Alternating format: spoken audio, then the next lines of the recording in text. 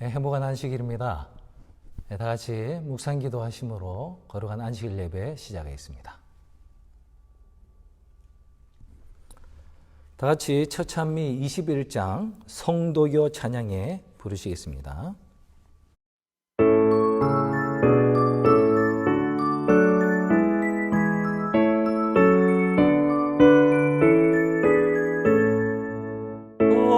성도여 찬양해 할렐루야 아멘. 주님께 찬양해 할렐루야 아멘.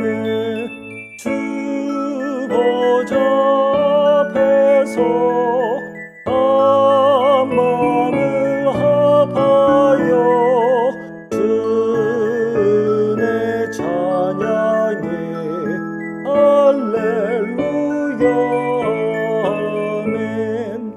머리를 들어라 할렐루야 아멘. 은혜가 충만해 할렐루야 아멘.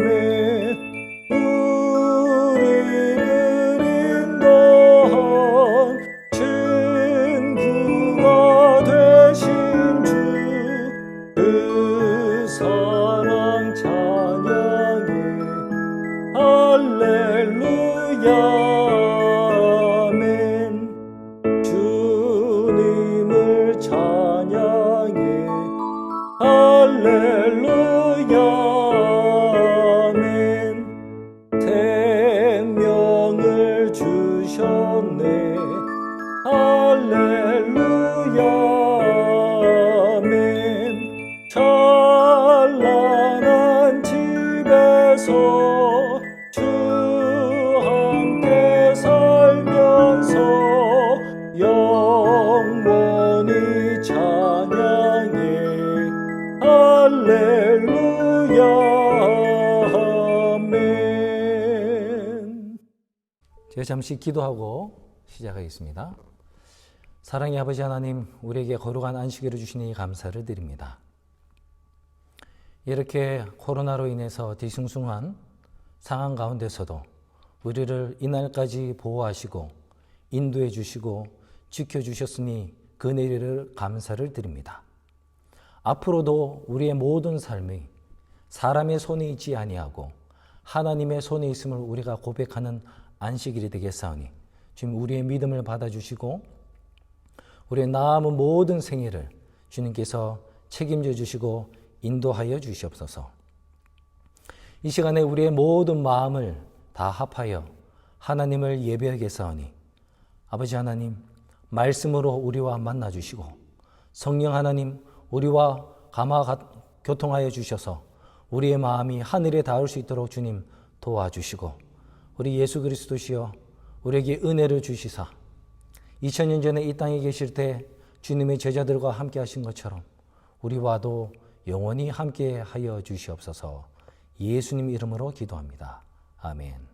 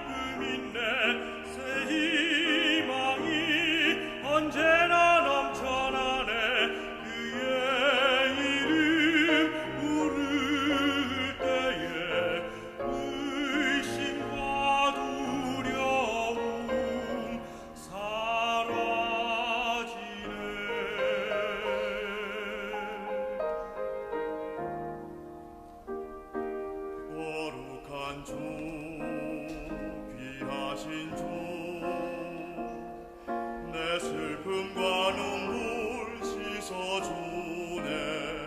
하나님의 어린 양이요, 내 맘의 두려움 모두 사라지네.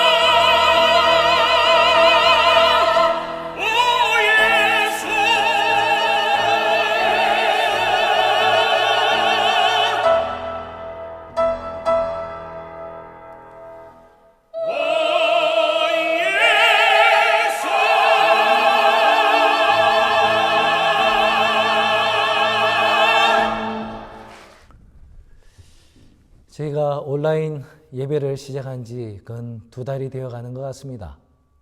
성도님들을 1대1 얼굴로 뵙지 못하고 이렇게 화상으로 또 계속 뵙게 되었는데요. 안타깝게도 앞으로도 계속 당분간은 이렇게 지내야 할 것 같습니다. 5월이 이제 다가오는데 5월 동안에도 우리가 계속 이렇게 인터넷으로 성도님들을 맞이하게 된 것으로 인해 참 죄송스럽게 생각하고요. 이 기간이 빨리 지나갈 수 있기를 기도합니다. 여러분, 코로나 사태로 한 2달 지내시니까 여러분 어떠십니까? 이제 좀 사그러들겠지 하지만 뉴스를 틀어보면 여전히 확진자는 늘어나고 이제 80만 명이 넘고요. 하루에도 여전히 수천 명의 확진자가 늘어나고 수만 명이 늘어나고 죽는 사람도 계속해서 늘어난다고 합니다.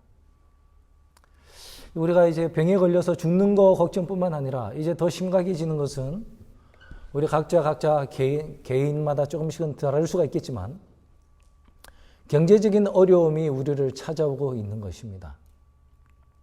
한 달은 어떻게 버텨봤지만 다음 달은 어떻게 될지, 이 사태가 2-3달이 계속해서 연장이 된다면 과연 내 가정은, 내 사업체는 살아남을 수 있을 것인지 두려움이 가득합니다.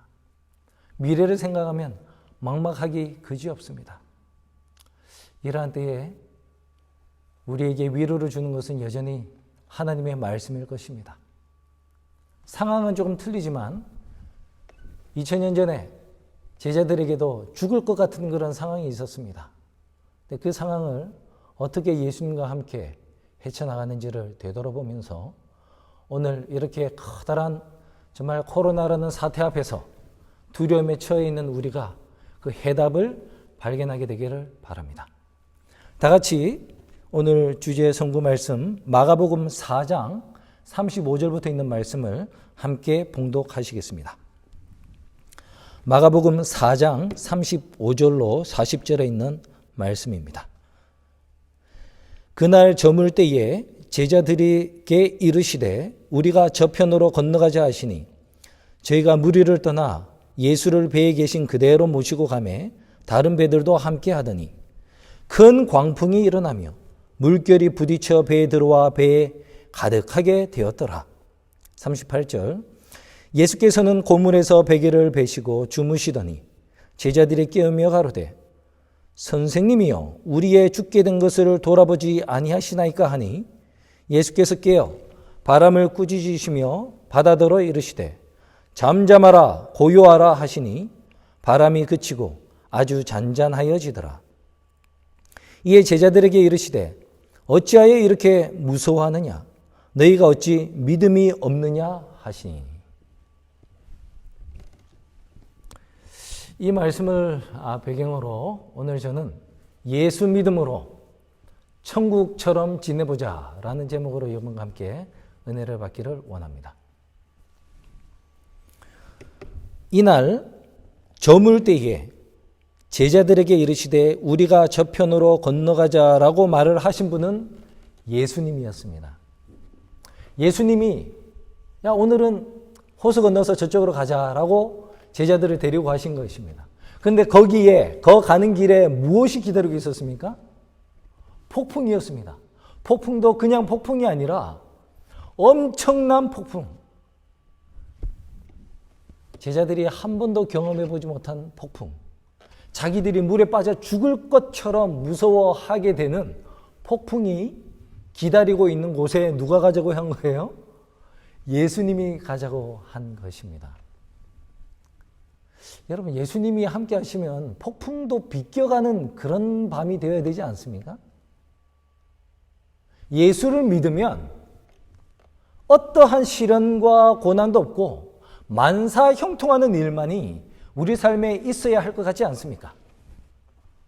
그런데 오히려 성경은 예수님이 이끄시는 곳으로 따라가면 죽을 것 같은 폭풍이 우리를 기다린다고 얘기를 하고 있습니다. 우리가 그런 경험을 하면 우리는 자연스럽게 왜라는 질문을 합니다. 왜 예수님을 따라가는데 이런 일이 있는가? 왜 예수를 믿고자 결심을 했는데 왜 이런 일이 있는가라고 우리는 왜라는 질문을 하게 되는데요. 성경에는 그 이유를 답을 주지 않아요. 사람마다 너무 경우가 틀리고 하나님의 또 그 깊은 뜻을 다 일일이 설명하기가 어려운 거예요. 다만 예수님은 이렇게 얘기하십니다. 예수님이 인도한 길을 따라갔을 때에도 폭풍이 있었다.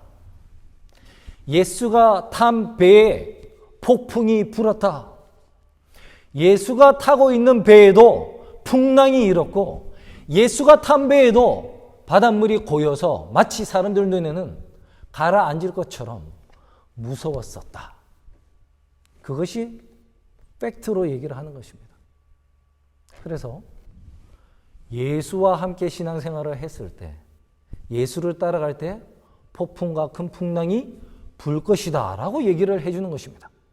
왜라는 것이 아니라 그게 당연히 그렇게 될 것이라고 얘기를 알려주는 거예요. 다만 왜라는 것을 묻지 말고 어떻게 예수와 함께 이 폭풍을 이겨낼 수 있을 것인가라는 해답을 발견하라는 것입니다. 여러분, 코로나가 왜 일어났는가? 왜 나는 하필이면 필수 사업체가 되지 못하여 문을 닫아야 했는가? 왜 내 직장은 자택근무를 하면서 계속해서 월급 받을 수 없게 되는가? 왜 하필 나에게 이런 일이 있는가? 왜 나는 코로나 바이러스에 걸리는가? 여러분, 왜라고 묻지 마시고 어떻게 예수님과 함께 이 사태를 해결할 수 있을 것인가? 그 해답을 함께 찾아보게 되길 간절히 바랍니다. 여러분, 제자들이 예수님께 이렇게 불평하였습니다. 선생님이여, 우리의 죽게 된 것을 돌아보지 아니하시나이까? 왜 예수님 우리가 죽게 되었는데 왜 우리를 관심을 가져주지 않습니까? 예수님 내 상황을 알고 계십니까? 내가 지금 죽게 되었다고요. 예수님 나를 지금 보고 계시는 것입니까? 잠만 콜콜 주무시고 계시는 것입니까? 왜 돌아보지 아니하십니까? 왜 나 케어 안 해주십니까? 그런데 여러분, 예수님이 이 성경에는 기록이 되지 않았는데 왜 나를 돌아보지 아니하십니까? 라는 질문에 예수님이 오히려 반문을 하셨을 것 같아요. 뭐라고 반문을 하셨을까?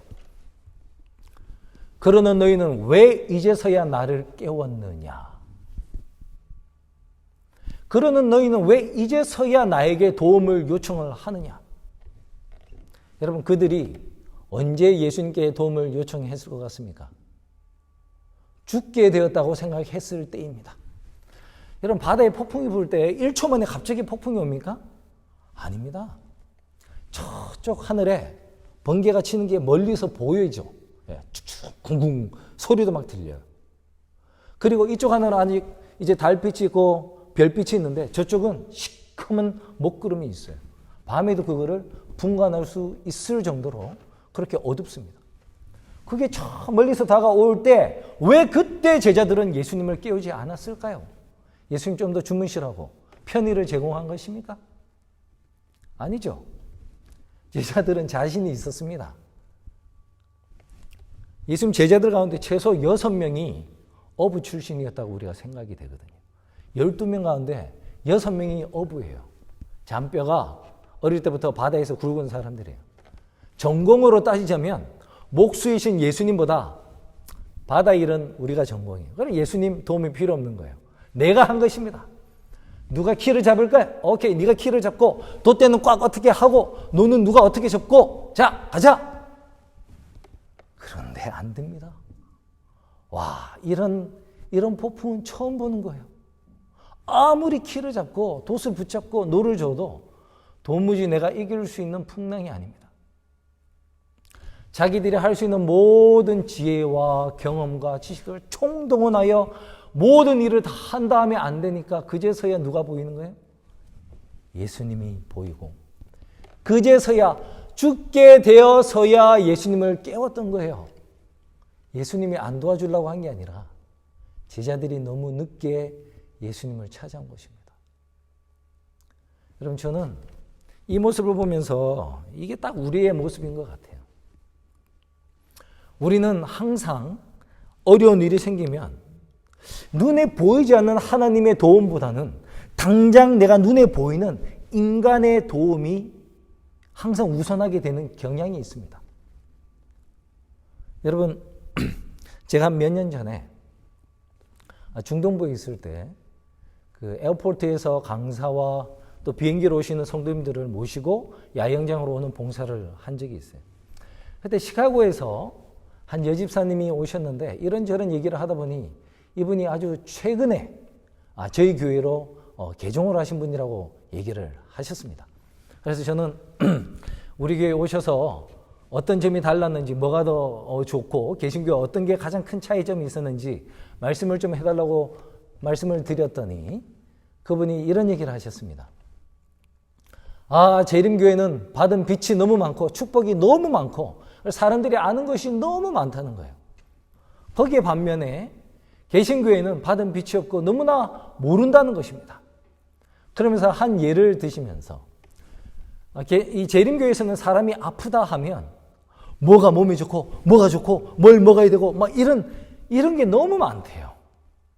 그런데 개신교회에서는 아프다고 하면 너무나 아는 것이 없기 때문에 가장 먼저 하는 얘기가 우리 기도합시다 얘기를 한다고 하는 것입니다.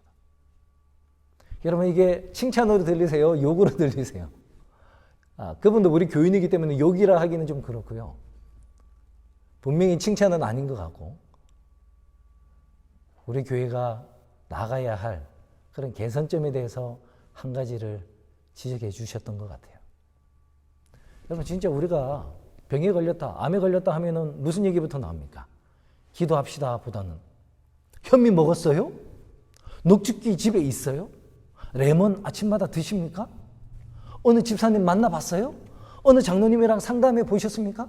요양원은 여기가 뭐가 좋고 여기가 뭐가 있고 예수님한테 가기 전에 거쳐야 할 너무 많은 버스 스탑이 있어요.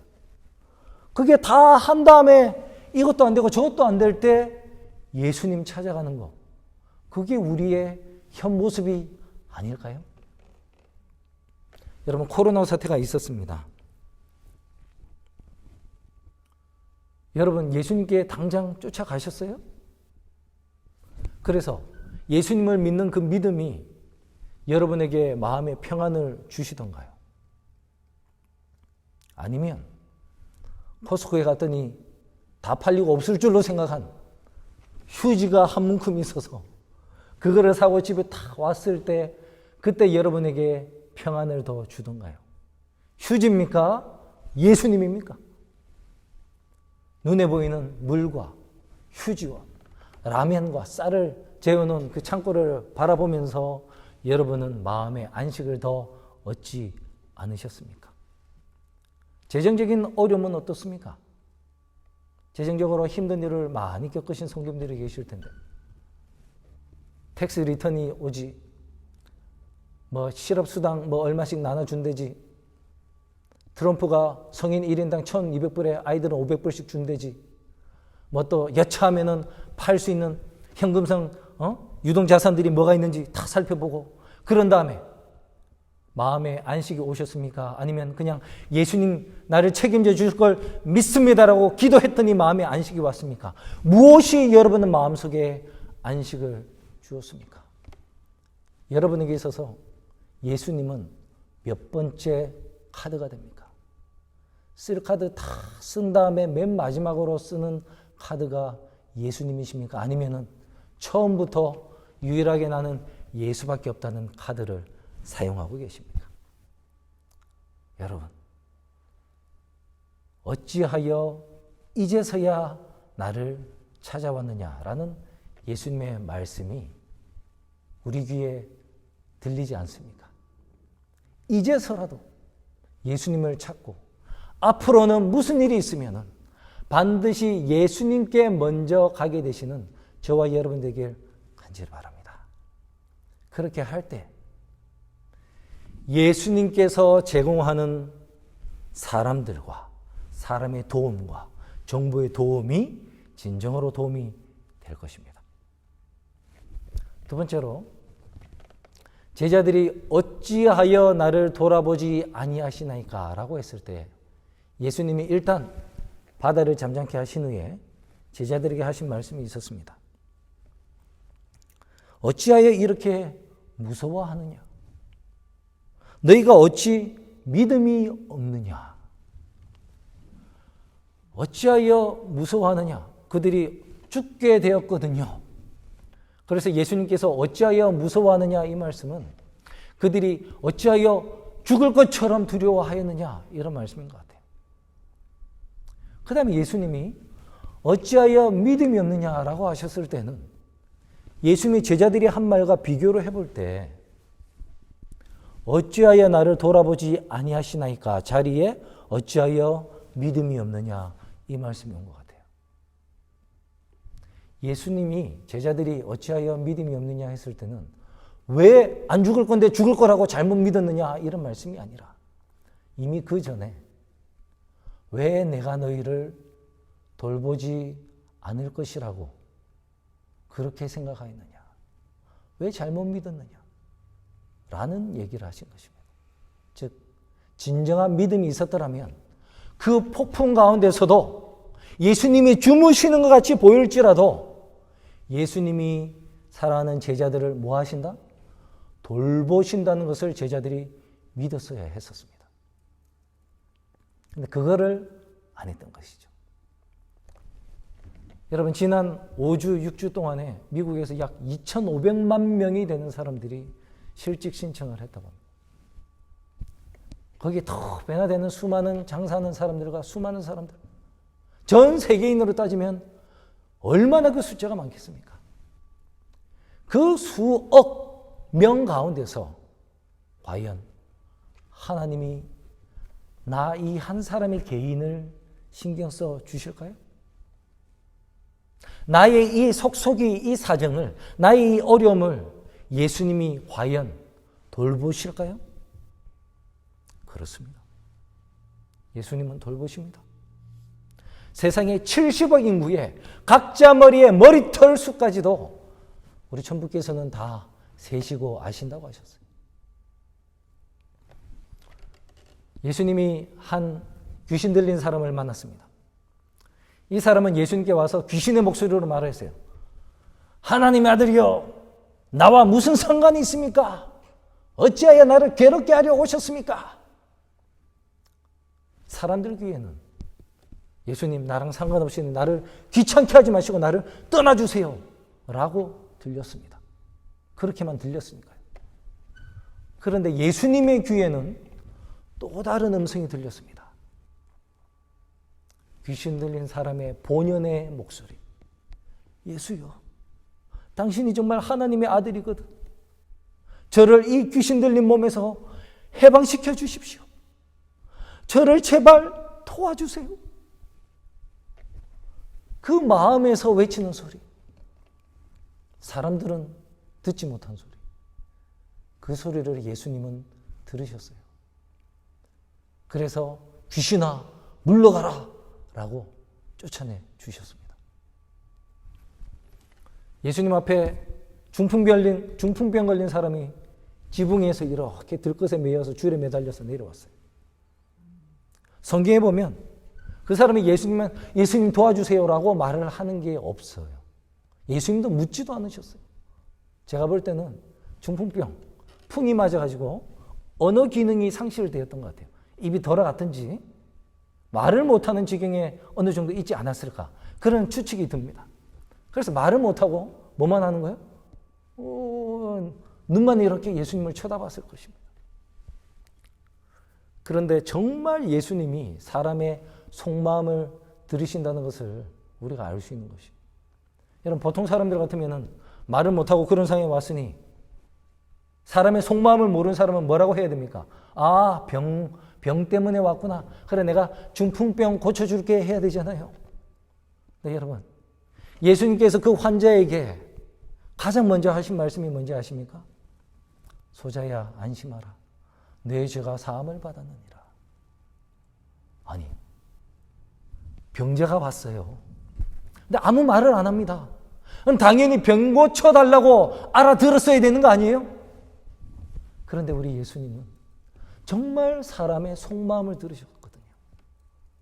그 사람은 자기의 생긴 그 병, 중풍병이 자기의 죄로 말미암아 하나님께 벌을 받아서 하나님이 치신 형벌로 생각을 하였습니다. 그래서 병 걸린 것도 너무나 힘들었지만 하나님께 버림을 받았다는 것이 더 큰 어려움이었어요. 그래서 그는 눈빛으로 예수님께 나사렛 예수여, 다윗의 자손이여, 나를 불쌍히 여기사 내 죄를 용서하여 주시옵소서라고 부탁을 하였던 것입니다. 그것을 예수님이 눈빛으로 전해오는 그 마음의 소원을 들으시고 소자여 안심하라, 내 죄가 사함을 받았느니라 라고 얘기를 해주셨어요. 그런 후에 내 상을 들고 일어나 걸어가라. 육신의 병도 고쳐주셨어요. 12회 혈류병 걸린 여인이 있었습니다. 예수님께 가까이 가면 고침을 받는 것을 알았지만 빈혈 증세에 기력이 없어서 저 수많은 군중을 헤치고 예수님께 나아갈 힘이 없었어요. 그래서 너무나 힘들어서 그냥 땅바닥에 주저앉아서 혼잣말로 했어요. 아, 내가 예수님의 겉옷만 만져도 낫겠는데. 여러분, 그 많은 사람들이 웅성웅성하는 가운데서 저 멀리서 기력이 없는 여자가 혼자서 그 옷자락만 만져도 내가 낫겠는데 하는 혼자 중얼거리는 그 음성이 예수님 귀에 쫙 박혔던 것이에요. 그래서 예수님이 그녀가 엎드려져 있는 곳으로 일부러 가까이 오셔서 그녀가 만질 수 있도록, 그래서 고침을 받을 수 있도록 예수님께서 해주신 것입니다. 평생을 다른 사람의 돈을 뜯어먹던 사기오가 있었어요. 그는 한날 침례 요한의 설교를 듣게 되었습니다. 침례 요한은 자기 뒤에 오시는 이 메시아가 오신대요. 천국이 가까웠대요. 그분을 맞이하기 위해서는 우리가 죄를 회개해야 된답니다. 그러면서 세리들은 정한 새 외에는 더 늑진치 말라고 얘기를 했어요. 그때 그 얘기를 듣는 순간 정신이 바짝 차려졌어요. 나도 예수님을 맞이해야 되는데 그러려면 내가 정한 세 외에는 더 많은 세를 받으면 안 되는구나. 그래서 삶의 변화를 일으키고 메시아 맞이를 준비를 하면서 옛날에는 100불 받던 돈을 25불만 받았어요. 그랬더니 사람들이 또 화를 내는 것입니다. 당신 왜 100불 받다가 왜 지금 25불 받아? 나중에 안 받은 75불 내가 안 냈다고 해서 고소해가지고 나 힘들게 하려고 그러는 거 아니냐고. 사람들이 막 오히려 더 미워하는 것입니다. 저는 좀 뭔가 수상하다고. 함정 판다고. 아무도 자신의 진심을 알아주지 않는 것이. 그런데 어느 날 예수님이 오셨어요. 저 예수님은 내 마음을 알아주시면 참 좋을 텐데. 근데 키도 작고 자기가 다 죄인이라 하는 사람이라 예수님께 나아갈 배짱은 없고, 그래서 저 멀리서 그냥 바라보자 하고 나무에 올라갔습니다. 근데 그 마음을 아시고 예수님이 하필이면 삭개오가 올라가 있는 그 뽕나무 아래 오셔서 삭개오를 내려오게 하시고 삭개오의 믿음을 고백하게 하시고 이는 참으로 아브라함의 자손이라는 칭찬을 모든 사람이 듣는 가운데서 삭개오에게 해주었습니다. 여러분, 이래도 우리 예수님이 여러분의 어려운 사정을 돌아보지 아니하신다고 말할 수 있겠습니까? 정말 예수님은 우리를 돌아보시고 우리에게 관심을 가지고 계십니다. 그것을 믿으시길 바랍니다. 그것을 믿을 때 두려움이 사라지는 거예요. 예수님이 정말 나를 돌아보고 계신다. 여러분, 제자들이 두려웠다고 하였습니다. 왜 제자들은 두려운 마음이 들었을까요? 왜 제자들은 예수님께서 자기들을 돌보지 않는다고 착각하게 되었을까요? 제가 생각할 때는 가장 큰 문제는 그들이 알고 있는 지식, 말씀과 실제 생활과의 괴리에서 오는 잘못 때문이었다고 생각을 합니다. 여러분, 그날은 어떤 날인지 아십니까? 마가복음 4장 1절부터 보시면 예수께서 다시 바닷가에서 가르치시니 큰 무리가 모여들거늘 예수께서 배에 올라 바다에 떠 앉으시고 온 무리는 바다 곁 육지에 있더라 하시면서 천국에 관한 얘기를 하셨어요. 천국은 마치 씨 뿌리는 자와 같으니 겨자씨와 같으니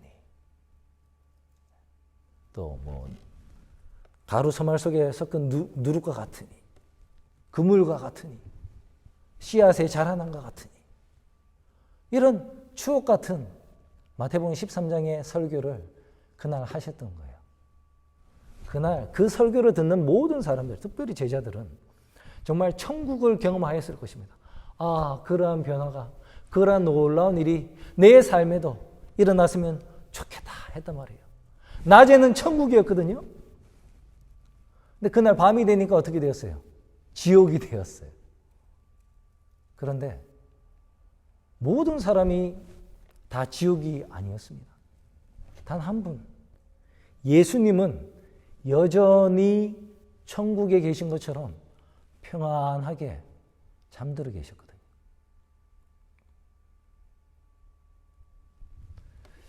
여러분, 그날 들은 말씀이, 그날 하루 종일 들은 말씀이 그날 저녁에 닥친 위기에 적용이 되지가 못한 거예요. 왜냐하면 당연한 것이에요. 말씀은 적용시키는데 시간이 필요합니다. 테스트를 하는 시간이 필요해요. 연습을 해서 내 것으로 만드는 시간이 필요합니다. 말씀이 육신이 되어 내 삶에 거하는 것은 시간과 경험과 테스트를 통하여만이 일어날 수 있는 일이에요. 여러분께서 태권도를 배우시겠다고 한번 생각을 했다고 한번 해봅시다. 태권도에서 태극 1장은 이런 것이다. 여러분이 이제 책을 보시는 거예요. 그림과 설명을 봅니다. 맨 처음에는 주먹을 어떻게 쥐고 다리는 몇 도로 벌리고 앞뒤 간격은 어떻게 되고 앞무릎은 어떻게 굽고 그때 손은 주먹을 쥐고 어디에다 하며 그 다음에 왼쪽으로 돌아서 주먹은 어떻게 하고 발은 이렇게 뻗고 그 다음에 180도 뒤로 돌아서 그 다음에 그때는 주먹은 어떻게 하고 발은 이렇게 한다. 여러분이 그걸 다 100번을 읽고 머릿속에 완전히 그거를 외웠다고 합시다. 그러고 나서 여러분이 그거를 실전에서 써먹는다고 한번 해보자 말이에요. 예? 뭐 심사에 가서 하든지 실전에서 뭐 나쁜 사람을 만나서 진짜 싸움을 하든지 간에 여러분 머리로 그 다 외운 게 이제 실전에 써먹으려고 하니까 그게 그대로 나오겠습니까? 안 나옵니다. 여러분 머리로는 발이 막 여기까지 막 올라가는데 실제로 내 발차기는 여기까지밖에 안 올라오잖아요. 안 돼요. 연습해 보지 않으면 절대 안 되는 것입니다. 마찬가지로 우리가 들은 말씀을 평상시에 우리 삶에 연습해 보지 않으면 위기가 왔을 때 그 들은 말씀은 아무짝에도 쓸데가 없는 게 돼요. 그 믿음은 지식의 믿음, 그저 지식적인 믿음, 내 머리에만 있는 내 믿음입니다. 그거는 예수 그리스도의 믿음이 안 되는 거예요. 여러분 우리 코로나 사태가 있기 전에 우리가 얼마나 많이 하나님 말씀을 들어왔습니까? 하나님께서 열장을 내리시고 구원해 주시고 홍해를 갈라서 없던 길을 내주시고 먹을 것이 없는데 광야에서 200만 명을 만나로서 40년간을 먹이셨다는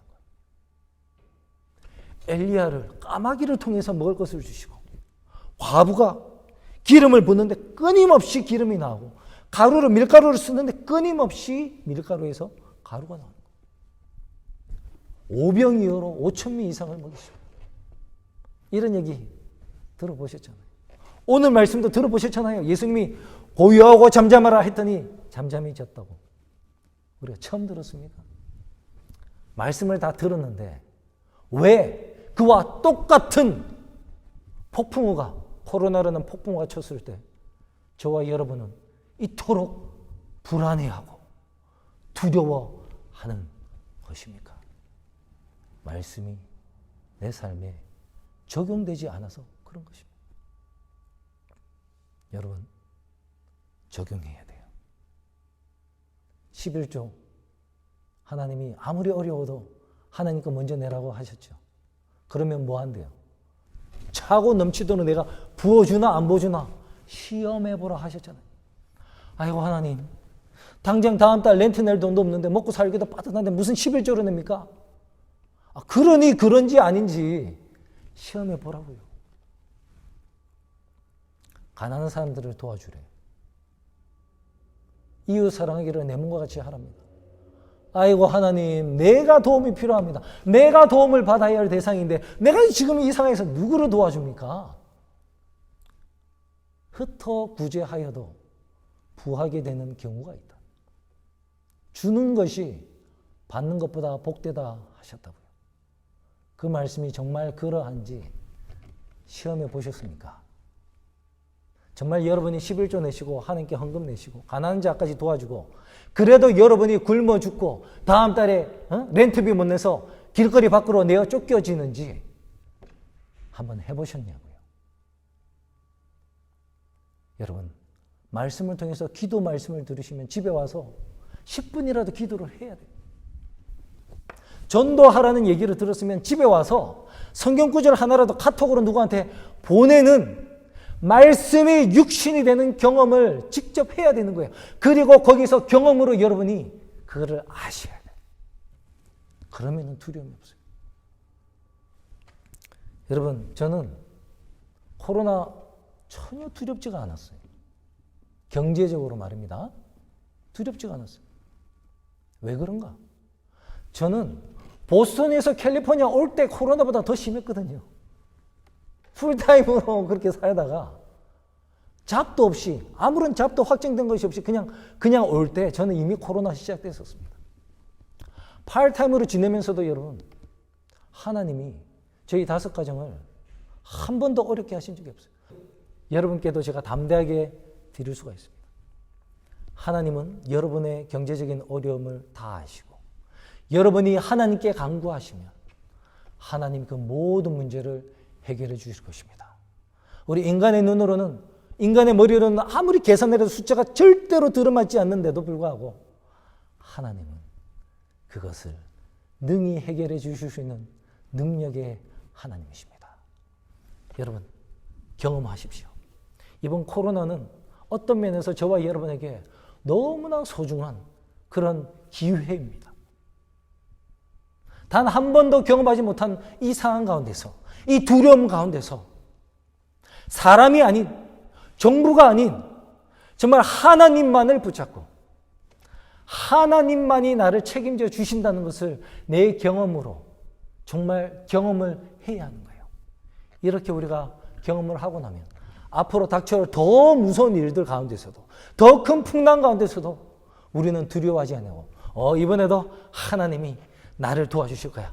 어떻게 하실지 내가 한번 바라봐야지 하는 기대감에 설레이면서 그 풍랑을 헤쳐나가는 그런 놀라운 축복이 여러분에게 임하게 되실 것입니다. 그러니 사랑하는 성도 여러분, 예수님을 경험하게 되시기를 간절히 바랍니다.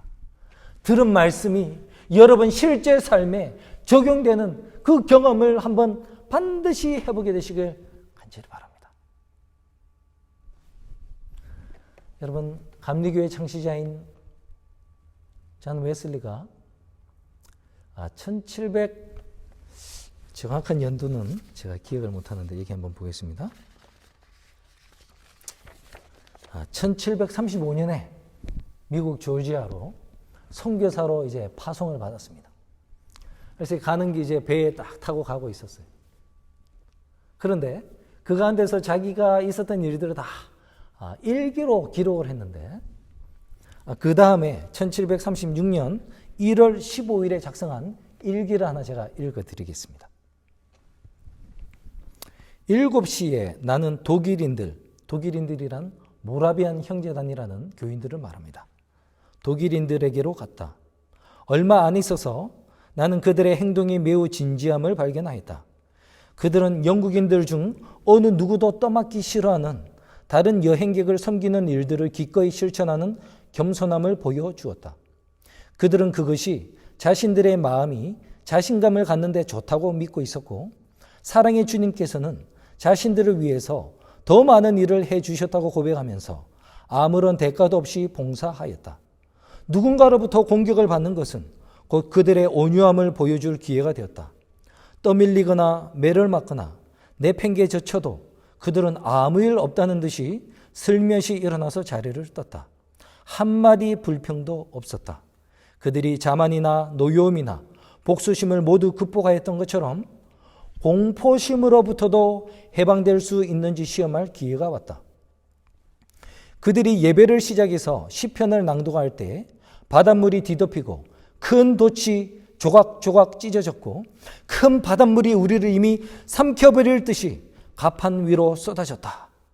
영국인들 사이에서는 비명소리가 터져나왔다.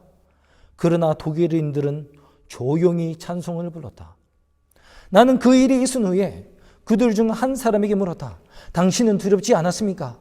그는 아니요. 나는 하나님께 감사드렸습니다. 라고 대답했다. 다시 한번 하지만 당신들의 부인들과 아이들도 두려워하지 않았나요? 라고 물었다. 그는 부드럽게 아니요. 우리의 아내들과 아이들도 죽는 것을 두려워하지 않습니다. 라고 대답했다. 그들을 떠나서 울부짖고 전율하는 사람들에게로 갔다. 나는 담대하게 그들과 하나님을 두려워하는 사람과 하나님을 두려워하지 않는 사람 사이에 차이를 말할 수 있음을 발견하였다. 12시에 바람이 그쳤다. 이 날은 내가 본 가장 영광스러운 날이었다. 웨슬리가 제자들과 똑같은 경험을 했어요. 배가 막 무너질 것처럼, 난파될 것처럼, 가라앉을 것 같이 두려웠습니다. 심지어는 목사인 자기도, 선교사로 지금 파송을 가고 있는 자기 자신도 다른 영국 사람들과 마찬가지로 내가 이러다 죽겠다 하면서 막 걱정이 돼서 있는데 독일인 모라비아 형제단원들은 찬송을 부르면서 오히려 하나님께 감사하면서 두려워하지 않는 그 모습을 보았습니다. 누군가는 지옥을 경험하고 있는데 저 사람들은 천국을 경험하고 있는 것이었습니다. 너무 그때 큰 인상을 받은 웨슬리는 나중에도 계속해서 모라비안 형제들에게 찾아가서 그들과 대화를 나누면서 많은 것을 배웠습니다. 그 중에 웨슬리는 믿음에 대해서 하나를 배웠다고 합니다. 그 믿음이란 내가 노력해서 내가 만들어내는 믿음이 아닌 하나님께로부터 즉각적으로 선물로서 주어지는 믿음이 있다는 것을 알게 되었어요. 그리고 그 믿음은 내가 뭔가를 해서 이루는 그런 믿음이 아니라 내가 그리스도 안에 성령께서 내 안에 거하시면서 하나님께서 나로 하여금 변화를 일으켜 주시면서 나로 하여금 할 수 있도록 밀어주시고 해주시는 그런 하나님의 믿음이 있다는 것을 그가 발견하게 되었다고 합니다. 여러분, 우리는 내 믿음으로 이 어려움을 결코 이겨낼 수가 없습니다. 우리는 오직 예수의 믿음으로만이 이 풍파를 능히 이겨낼 수 있을 것입니다. 사랑하는 성도 여러분, 예수의 믿음이 무엇입니까? 예수님이 우리를 사랑하는 것을 아는 것입니다. 예수님께서 우리 각자의 형편을 돌아보신다는 것을 아는 것입니다. 이 말씀으로 기록으로만 기록되어 있는 이 말씀이 2000년 전에 3000년 전에 4000년 전에 일어났던 그 말씀이 지금 내 삶에도 여전히 일어난다는 것을 믿는 것을 말하는 것입니다. 그래서 요한계시록 12장 14장 12절에 성도들의 인내가 여기 있나니 저희는 하나님의 계명과 예수 믿음을 지키는 자니이다 하지 않았습니까? 우리가 안식일만 지키는 것 그것도 중요하지만 이제는 예수의 믿음을 지키는 자들이 되기를 간절히 소망합니다. 그 예수님의 믿음이 저와 여러분을 사로잡을 때 우린 그 어떠한 풍파 가운데 있을지라도 두려워하지 않을 것입니다. 그리하여 예수 믿음으로 이 남들은 다 지옥과 같다는 이런 시대에 우리는 예수님처럼 모라비아 형제단처럼 이 지옥 가운데서도 천국을 경험하면서 살게 되시는 귀한 축복을 누리게 되시는 저와 모든 우리 길랜델 성도님들 되시길 간절히 바라면서 오늘 말씀을 줄이겠습니다. 지금은 우리가 헌금하는 시간입니다. 각 가정별로 컴퓨터를 통해서 아니면 봉투를 통하여 하나님의 거룩한 헌금을 따로 떼어주시길 바랍니다. 이제 헌금을 위하여 기도하겠습니다. 감사하신 아버지 하나님, 이렇게 경제적으로 어려운 상황 가운데서도 하나님께서 우리를 굶도록 내버려 두지 아니하시고 수입을 허락하셨으니 감사를 드립니다. 주님, 이 수입 가운데서도 11조를 구분하고 또 우리보다 더 어려운 사람들을 위하여 구호 헌금을 주님께 드립니다. 지금 이 헌금을 받아주시고 정말 간절히 하나님만 바라보면서 기도하는 도움이 필요한 사람에게 전해주셔서 그들이 산경험하고 그들이 이 험한 폭풍 가운데서도 천국을 경험할 수 있도록 주님 유용하게 사용하여 주시옵소서. 내일을 위하여 걱정하지 않는 우리가 될 수 있도록 주님 도와주시길 바라며 예수님 이름으로 기도합니다. 아멘. 이제 다 같이 마치는 찬미 377장 큰 물결이 설레는 어둠 바다 찬송 부르시겠습니다. 377장입니다.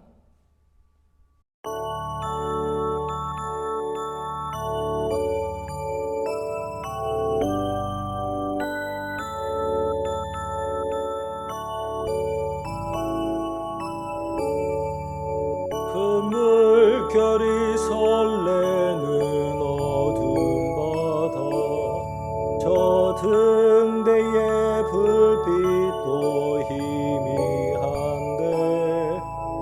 풍랑에 배저항해 하는 주 예수님이 배에 사공이라. 나 두려움없네 두려움없도다. 주 예수님 늘 깨어 계시도다. 이 흉흉한 바다를 다 지나면 저 소망의 나라에 이르리라. 큰 풍랑이 배를 위협하며 저 깊은 물이 벌려 달려드나 고해의 노저 항해하는 주 예수님이 배에 사공이라. 나 두려움없네 두려움없도다. 주 예수님 늘 깨어 계시도다. 이 흉흉한 바다를 다 지나면 저 소망의 나라에 이르리라. 큰 소리로 물결을 명하시면 이 바다는 고요히 잠자리라. 새벽 하늘 찬란히 맑게 갤 때 나 주 함께 이 물결 건너가리. 나 두려움없네 두려움없도다. 주 예수님 늘 깨어 계시도다. 이 흉흉한 바다를 다 지나면 저 소망의 나라에 이르리라.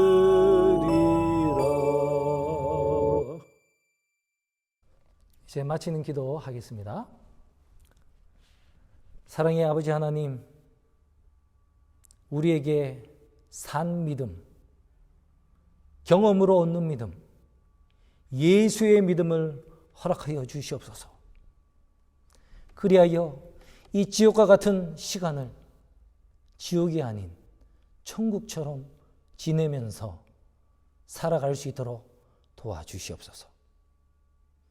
우리로 하여금 이 거친 풍랑과 비바람을 바라보지 않도록 하여 주시고, 우리를 정말 눈여겨보시고 우리를 돌보시는 예수님의 인자하신 눈과 능력의 오른팔을 바라볼 수 있도록 주님 도와주시옵소서.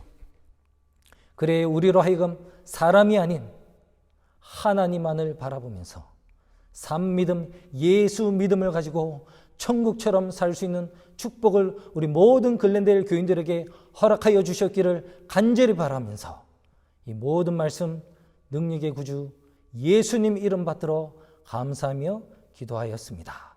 아멘.